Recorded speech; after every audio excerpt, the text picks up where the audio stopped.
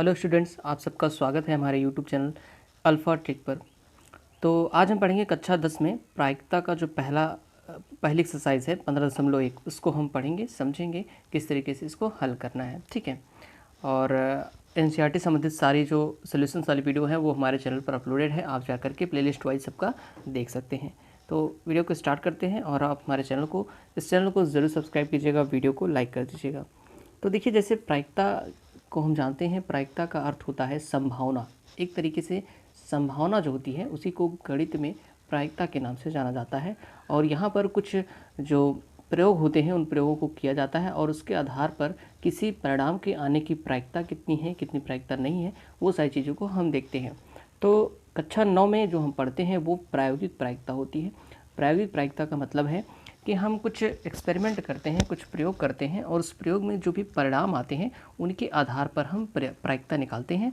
और प्रायिकता का फार्मूला लगा के, ठीक है, प्रायिकता का एक सिंपल सा फार्मूला होता है कि जो भी हम प्रयोग करते हैं उसमें हमारे जो परिणाम आते हैं, ठीक है, जिनमें हमारे परिणाम आए उनकी संख्या और उनकी संख्या को भाग दे देते हैं किससे, उस जो प्रयोग करते हैं उसमें जितने परिणाम हो सकते हैं सभी की संख्या से। जैसे अगर हमें सिक्के को उछालते हैं तो या तो हेड आएगा या तो टेल आएगा, ठीक है, और टोटल कितने परिणाम हो सकते हैं, 2 परिणाम हो सकते हैं, या तो हेड या तो टेल, ठीक है। लेकिन जब हम प्रयोग करेंगे तो सिर्फ एक ही परिणाम आता है, ठीक है। तो हम 1 को 2 से भाग देते हैं, वही हेड या टेल यानी कि चित या पट आने की प्रायिकता होती है। तो चलिए यहाँ पे पहले हम क्वेश्चन देख लेते हैं क्या है। पहला क्वेश्चन है कि घटना ई की प्रायिकता धन घटना ई नहीं की प्रायिकता होती है। तो देखिए, जैसे कोई घटना अगर होगी या नहीं होगी, दोनों की प्रायिकता का योग सदैव 1 होता है। आपको इसको याद कर लेना है कि कोई भी घटना ई, ठीक है, होगी और नहीं होगी, दोनों की प्रायिकताओं का अगर हम योग करते हैं तो 1 आता है। जैसे अगर हम मान लें कि कोई भी सिक्का हम उछालते हैं तो हेड आने की प्रायिकता यानी कि चित आने की प्रायिकता होती है 1/2, ठीक है, और टेल आने की जो प्रायिकता होती है वो कितनी होती है, 1/2, ठीक है। तो मान लो हम टेल को भी छोड़ देते हैं।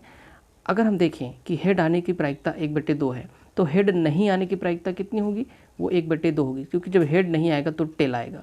तो देखिए, हेड नहीं आने की प्रायिकता को हम क्या करते हैं, 1 में से 1/2 घटा देते हैं, तो 1/2 आएगा जो कि टेल आने की प्रायिकता होगी। अगर हमें ऐसे समझना है तो हेड आने की प्रायिकता 1/2, हेड नहीं आने की प्रायिकता 1/2, क्योंकि हेड नहीं आएगा तो टेल तो आएगा ही, तो 1/2 जोड़ेंगे तो 1 आएगा, ठीक, इसलिए 1 हो जाएगा। ठीक, इस तरीके से हम दूसरा क्वेश्चन देखते हैं कि उस घटना की प्रायिकता जो घटित नहीं हो सकती है, ठीक है। देखिए, जो घटना घटित ही नहीं हो सकती है उसकी प्रायिकता हमेशा क्या होती है, 0 होती है, ठीक है। और ऐसी घटना को हम बोलते हैं देखिए, इसको बोलते हैं हम असंभव घटना। क्या बोलते हैं, असंभव, ठीक है, असंभव घटना होती है, ठीक है। चलिए तीसरा क्वेश्चन देखते हैं। उस घटना की प्रायिकता जिसका होना निश्चित है, ठीक है, उस घटना की प्रायिकता जिसका होना निश्चित है। तो देखिए, जो घटना निश्चित है कि होगी उसकी प्रायिकता 1 होती है, ठीक है, और ऐसी घटना को क्या बोलते हैं, निश्चित घटना कहलाती है, ठीक है, ध्यान रखिएगा। चौथा क्वेश्चन देखते हैं। चौथे क्वेश्चन में किसी प्रयोग की सभी प्रारंभिक घटनाओं की प्रायिकताओं का योग। देखिए, जितने भी, अगर मान लीजिए कोई प्रयोग हम करते हैं और उस प्रयोग में जितनी भी प्रारंभिक घटनाएं होती हैं उनका योग कितना होता है, 1 होता है। देखिए, प्रारंभिक घटनाएं होती क्या हैं, पहले आप ये समझिए। प्रारंभिक घटनाएं वो घटनाएं होती हैं जिनमें सिर्फ एक ही बिंदु होता है। जैसे यहाँ पे मान लें कि अगर हम एक सिक्का उछालते हैं, ठीक है, तो सिक्का जब हम उछालेंगे तो उसमें हेड भी आ सकता है और टेल आ सकता है। एक सिक्का अगर उछालेंगे, ठीक है, या तो हेड आएगा या तो टेल आएगा। तो जो एच होगा, ठीक है, एच को अगर हम अलग कर लें तो ये हम क्या कहलाता है, प्रारंभिक घटना, क्योंकि देखिए इसमें एक ही बिंदु है। ये प्रारंभिक घटना नहीं है क्योंकि इसमें 2 बिंदु हैं, ठीक है, 2 परिणाम है, इस तरीके से।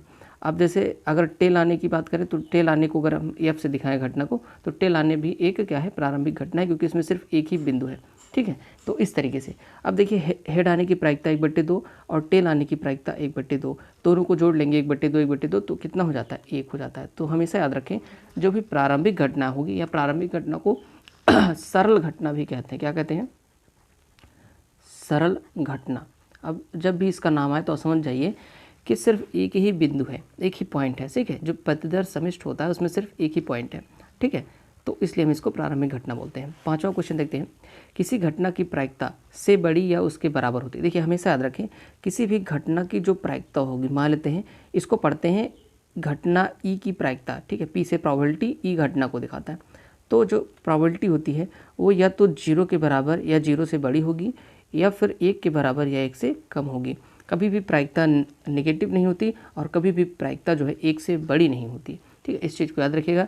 तो यहाँ पे लिख देंगे 0 से बड़ी या उसके बराबर होती है तथा 1 से छोटी या उसके बराबर होती है। तो इस तरीके से ये जो हमारे रिक्त स्थान को फिल करने वाले क्वेश्चन थे यहाँ पर हो गए, ठीक है। अब हम नेक्स्ट वीडियो में और सारे क्वेश्चंस को देखेंगे। तो आप वीडियो को देखते रहिए, चैनल को सब्सक्राइब कर लीजिएगा। Thanks for watching.